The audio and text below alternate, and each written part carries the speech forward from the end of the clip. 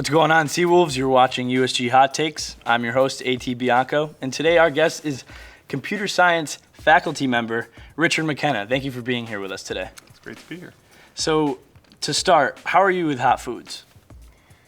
I do like hot foods. I mean, I think my favorite type of food is maybe Indian food. I love chicken, butter chicken and chicken tikka masala and, you know, all the traditional, I guess, although chicken tikka masala I think is actually originally from Scotland, believe it or not. Okay, cool. Awesome. So you're kind of experienced when it comes to the spices of this. Yeah, I think so. I can remember going to a hole-in-the-wall wings place in college, which had all-you-can-eat wings one night a week, and I think it was like $3.99 or $4.99, early 90s or something like this.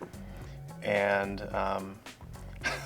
the wings were so hot you basically couldn't eat more than one. Really? So I went there once. It was good for takeout if you got the normal spice. Yeah.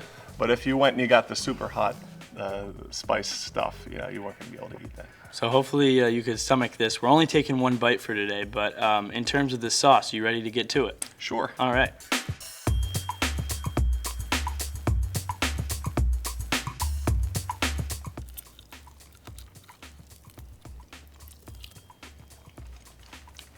So I've heard that you're the guy to talk to if you want to specialize in game programming in the comp-sci major. What would you say to a student who's looking to go down that path in computer science? Well, game programming, of course you need to have all the fundamentals of programming first, right? You don't want to put the cart before the horse.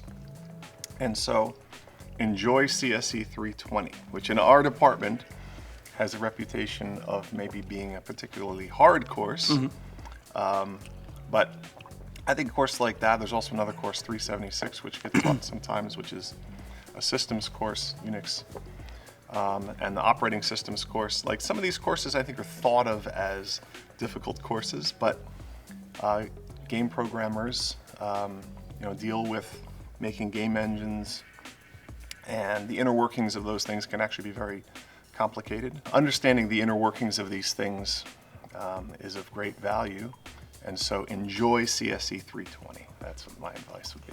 So you're also an advisor to the Stony Brook game developers? Yes. On campus. What has your experience been like with such a rapidly growing, popular group on campus? You know, with student organizations, so much is dependent on the leadership of the group. And we've been very lucky with that group. We had a guy, Peter Lee, last year, who really was the most positive, encouraging, friendly person that you could have leading a group, and he would make people want to participate in the group. And so he brought in some people that I think you know, Liz Albano and JJ Salvador and some other, who are now leading the group. And it's the same thing. They make people want to go and want to participate in things like that. And I think that the thing with these student groups, which I love, I mean, the undergraduate student organizations I find are maybe one of my favorite things to do.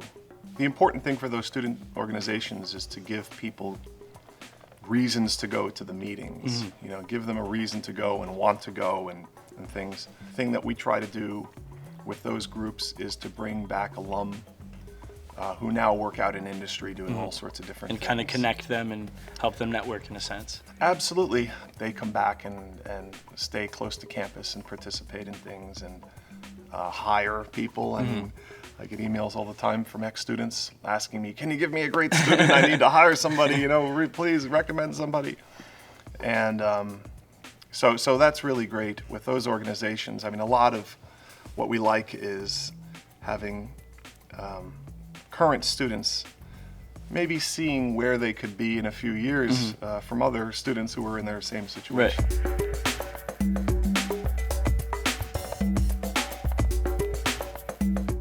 Cheers, my friend.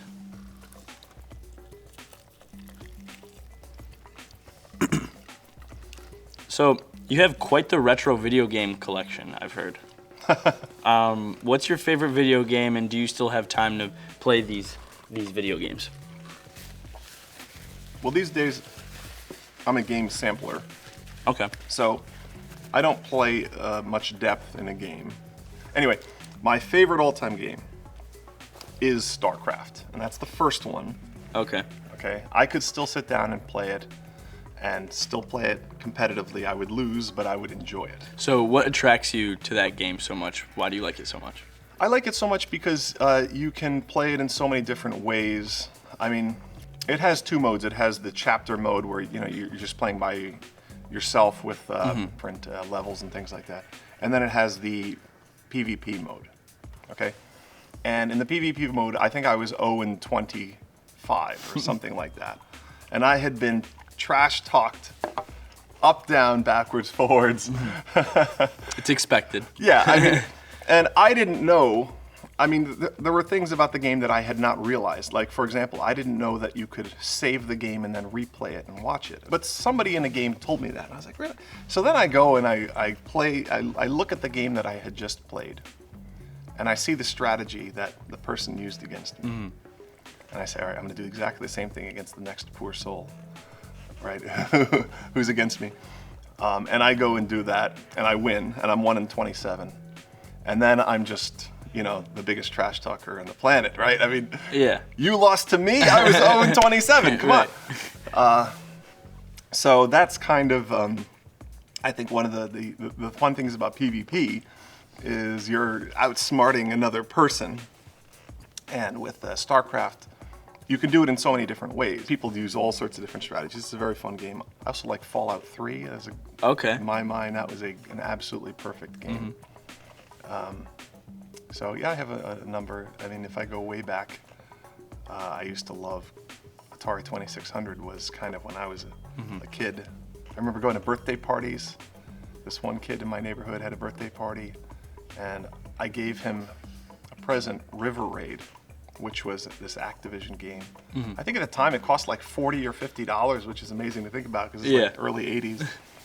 And I remember he sat there and he made all the kids attending his birthday party watch him play. Oof. It was like single player, and we all had to sit there and watch him play. And you got it for him. That's funny. So we're right to the third sauce now. You ready for this? Okay, which one is this? You want to read it for us? Louisiana style. All right, I've been to Louisiana. Pain is good, it's called. Okay.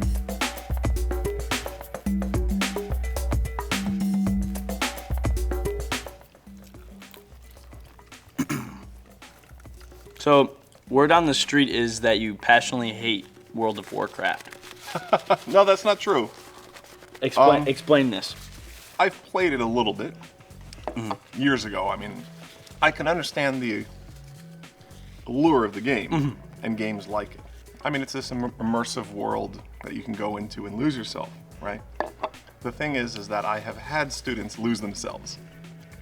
I mean, really, that has happened to students. I had an intervention one time. All right. With a student? Well, I had a student. He was obsessed with it, and he told me this story. It was an interesting story. He, for Thanksgiving break, he told his family he couldn't come home because he had too much work to do. Okay? And his family knew what was up. Like, they had already been through these issues, I guess. And so what they did is they got the whole family into the cars together, and they drove out to his dorm room, and there he was playing World of Warcraft. And they forced him to delete his account right there. The entire family? The whole family. They all got together, and they forced him to delete his account. Get out. And wow. he told me this story, like 6 months later. And he was, in retrospect, he said something like, I still kind of think about it and wish I could play, but I am really thankful that they did that because, his academic career turned around. All of a sudden he was getting good grades and all of that. And before that, he was really struggling. So there is that aspect of it, where people, they just lose themselves in it. And it starts to take priority in their lives. So it is the sort of thing where some people can get lost in that world and never come out. And I mean, honestly, I have had students who have essentially failed out because they've just simply gamed too much. I mean, that definitely happens, right? Now, the actual implementation of the game is amazing, right? I mean, if you think about all the technology used and all of the different things it has to do, I mean, it has to have great content and rendering. Of course, all of the networking of players from around the world collaborating in one place and working together. And, I mean, all of the technology there is really remarkable. And so I have used it and referred to it from time to time in some of my courses. But I always say, you know, first thing beginning of the semester, okay, if you have an MMO account, kill it right now. Great advice from an experienced gamer, too, as well.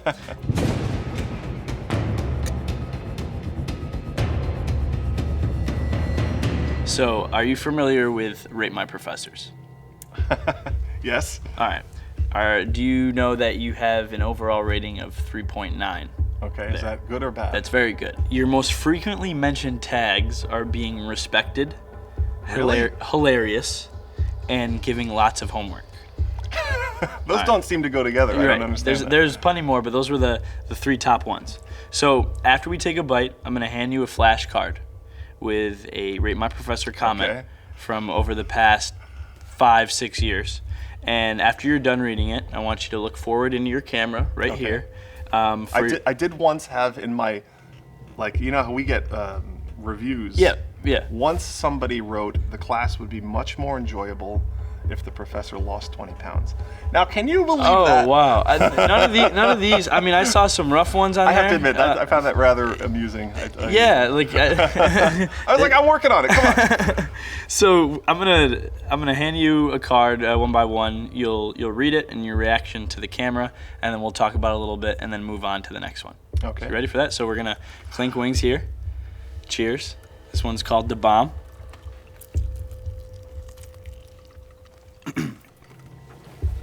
All right, so you're ready. So read the class and the quote, please. Well, that was a step up right there, from there to there. 100%.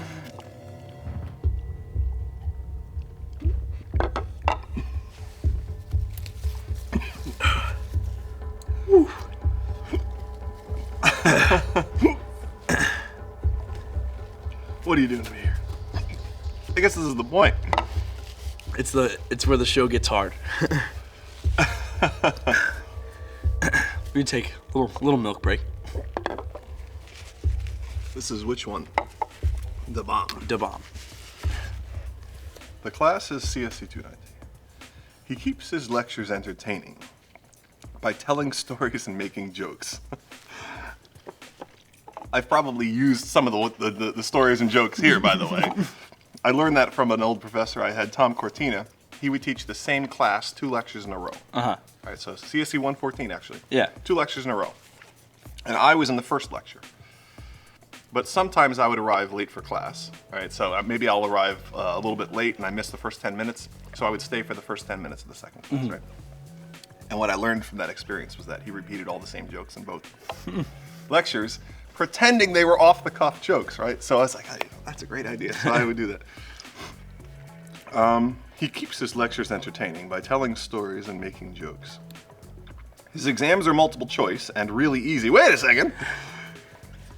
One of the best professors I've had, I guess, respects students and students give him respect back. Well, I guess it depends on the multiple choice. I did have a multiple choice exam last semester, which was rather hard. The hardest thing in making a multiple choice exam is coming up with good wrong answers, right? Okay. See, I've always thought about that. You know, how do professors do this, you know? Because, you know, you can come up with a question and figure out what the proper answer is. But you want to be fair, but then you have to figure out what are good wrong answers for these questions, and that's how you come up with a good multiple choice exam. All right. So this is the next one. Okay. So here you go. Well, this is from CSU 114, which is a course I took back in another millennium. Okay. The comment is, I like his lecture and final project. It was so fun. But I got a B+ because I did not study about Java at all. I regret. Do you remember anything from that class? Well, that's Were you supposed to study Java? Is that what it was? Well, that's a course that I taught last 2 semesters.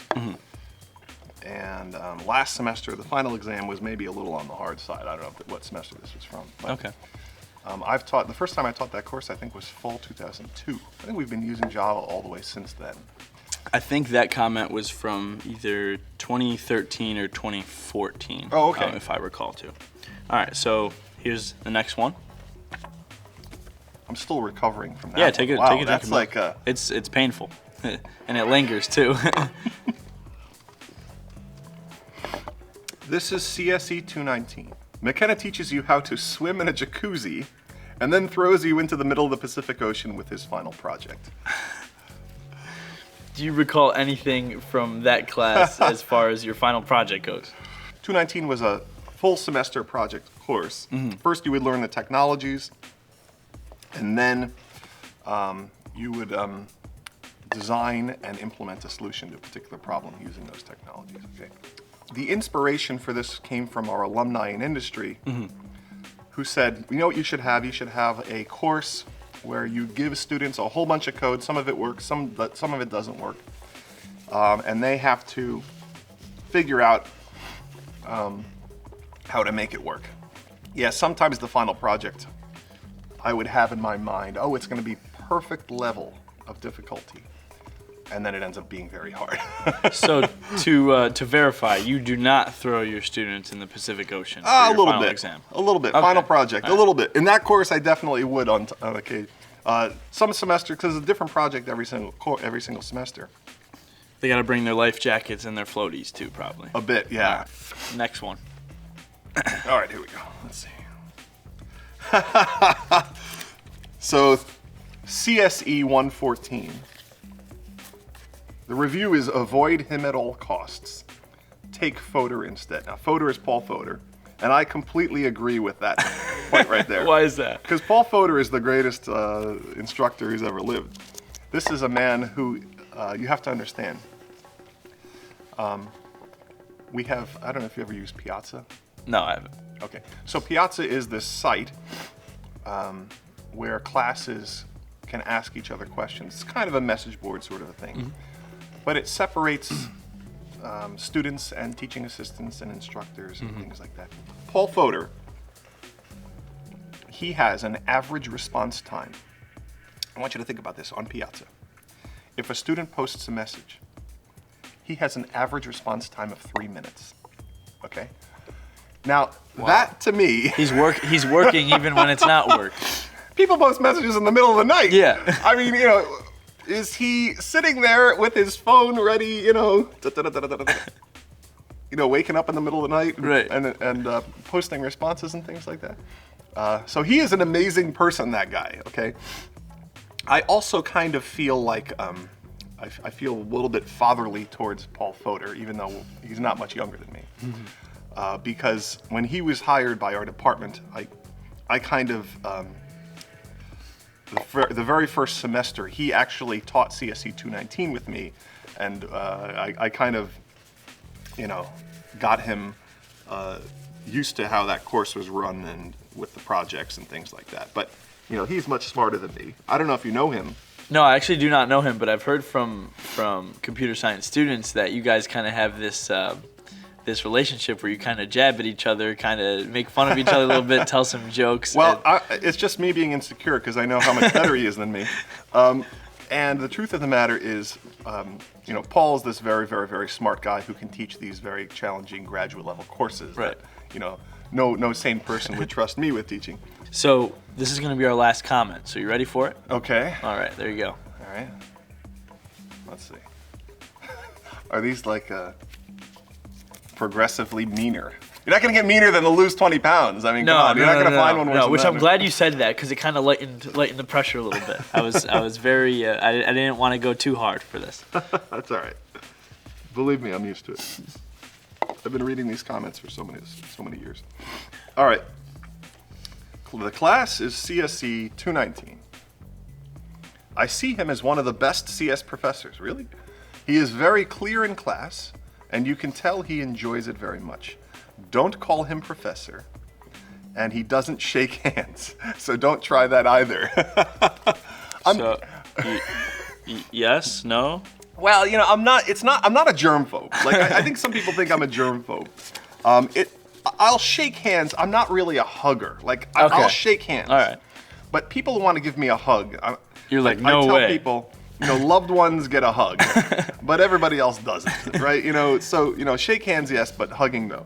And it's not that, I don't, wish to express my love for my fellow human beings and my students. I love my students. I mean, I've had thousands and thousands of students. I can remember the Rolodex of their names in here and such incredibly fond, even going all the way back to someone like Betson Thomas, who you have no idea who this person is, who has left such an impression on my life, right? Just because he took like 9 courses with me. Okay. I think he's the all-time record holder. Wow. I think he took 9 courses with me, including research projects and things like that. So I love these people. Betson Thomas might get a hug, right? Like maybe. He might get a hug, okay, right? But your average, everyday person who wants to give me a hug, I'm not a hugger.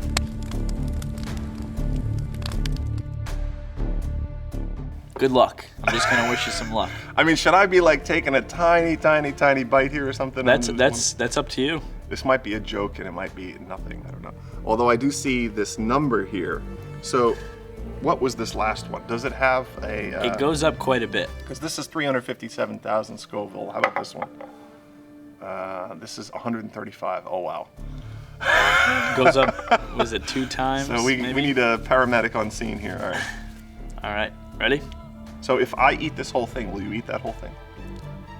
We've never had anybody do that before. I can't tell you. I can't tell you I will. I can't tell you I will. So you invite me here.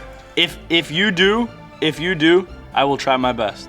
But good luck. Good luck with that. You do it first. No. No, I will. I can't do that to you. Obviously. Cheers.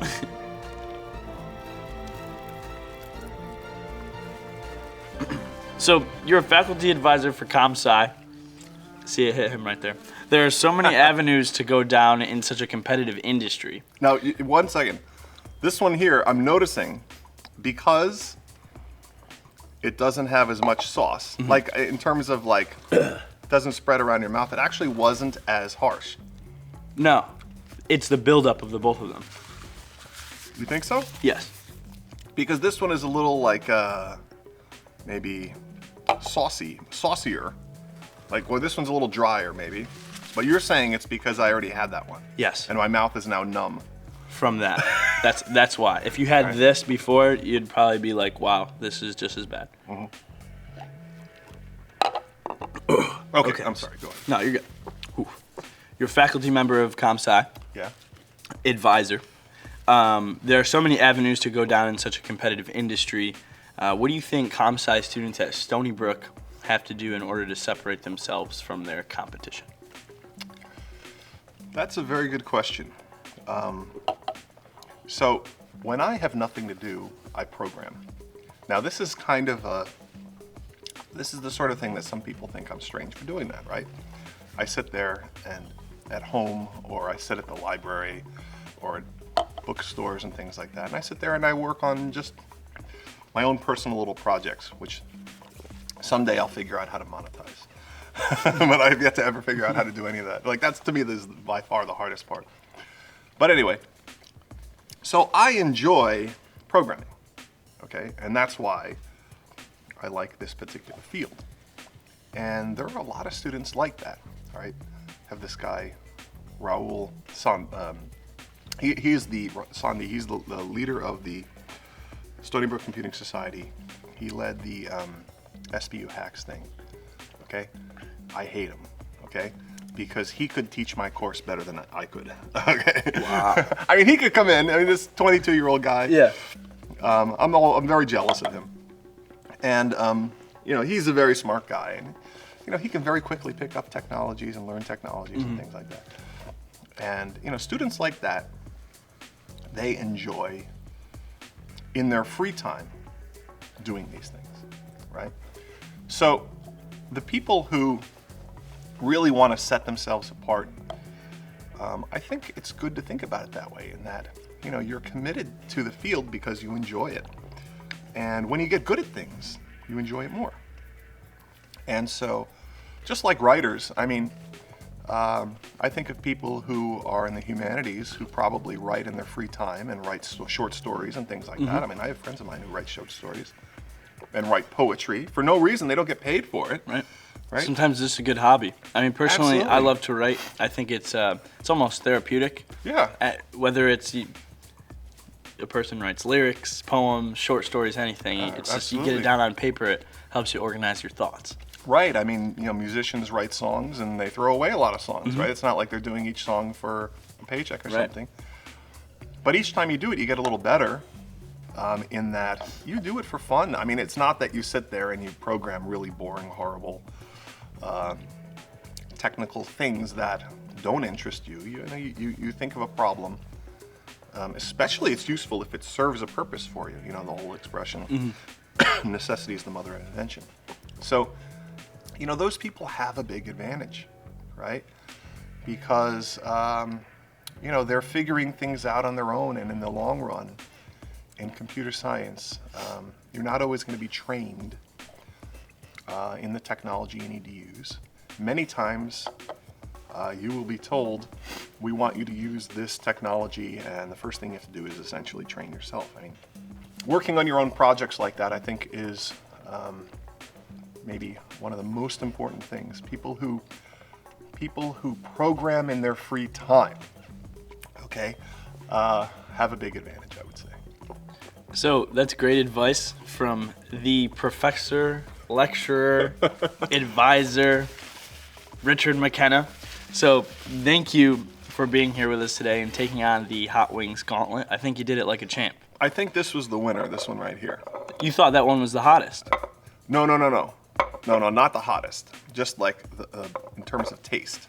The overall winner. Like Yes. you would eat that. I would eat this one. Okay. Right? These were okay. Not bad. This I'll never go near again. Yes. This will, you do not want to. You shouldn't be eating these. Now, but I am regulars. curious because of what you said. If I ate this first, like if I just had that one, would I have enjoyed it?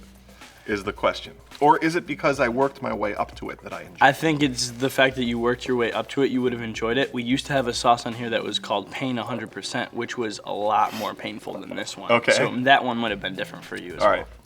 But nonetheless, you took it on like a champ. So thank you for taking the time out and being here with us today on Hot Takes.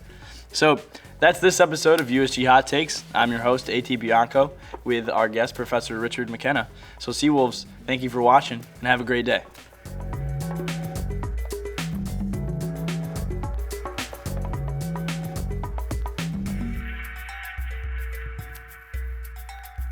You're watching USG Hot Takes, the hottest show on campus.